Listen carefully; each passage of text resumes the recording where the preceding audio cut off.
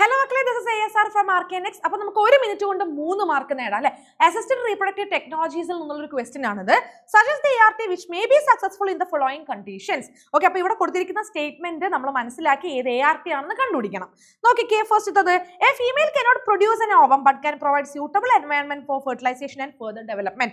അതായത് ഒരു സ്ത്രീ അല്ലേ, ആ സ്ത്രീക്ക് എന്തിനു പറ്റുന്നില്ല, ഓവം പ്രൊഡ്യൂസ് ചെയ്യാൻ പറ്റുന്നില്ല, പക്ഷേ പ്രഗ്നൻസിക്ക് വേണ്ടിയിട്ടുള്ള എല്ലാ സ്യൂട്ടബിൾ എൻവയൺമെന്റ് അതായത് കണ്ടീഷൻസ് ഒക്കെ ബോഡിയിൽ ഉണ്ട്. ഓക്കെ, അപ്പൊ അങ്ങനെയാണെന്നുണ്ടെങ്കിൽ അവർക്ക് എന്ത് മതി, ഒരു ഡോണറിൽ നിന്നുള്ള ഓവം അഥവാ എഗ് മാത്രം കളക്ട് ചെയ്താൽ മതിയല്ലേ. സോ അതിനെ നമ്മൾ എന്താ വിളിക്കുക?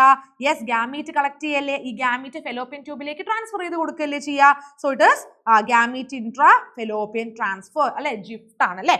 അടുത്തത്, mail partner is unable to inseminate a female or has very poor sperm count. അതായത് മെയിൽ പാർട്ട്ണറിന് സ്പെർമിന്റെ കൗണ്ട് കുറവ്, അതല്ല എങ്കിൽ അതായത് ഫീമെയിൽ വെജൈനയിലേക്ക് ഈ ഒരു മെയിൽ പാർട്ട്ണറിന് എന്ത് ചെയ്യാൻ പറ്റുന്നില്ല, ഇൻസെമിനേറ്റ് ചെയ്യാൻ പറ്റുന്നില്ല. അപ്പൊ അങ്ങനെയാണെങ്കിൽ എന്ത് ചെയ്യണം?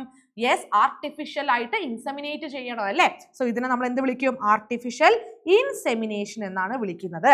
അടുത്തത്, fusion of gamete and zygote formation does not occur within the body of female. സ്ത്രീയുടെ ശരീരത്തിന്റെ ഉള്ളിൽ വെച്ചിട്ട് ഗാമീറ്റിന്റെ ഫ്യൂഷൻ അല്ലെ, അതായത് ഫെർട്ടിലൈസേഷൻ നടക്കുന്നില്ല, സൈഗോട്ട് ഫോർമേഷൻ നടക്കുന്നില്ല. അതിന്റെ അർത്ഥം എന്താ? ഒരു ലബോറട്ടറി കണ്ടീഷനിലാണ് സൈഗോട്ട് ഫോം ചെയ്തിരിക്കുന്നത് അല്ലേ.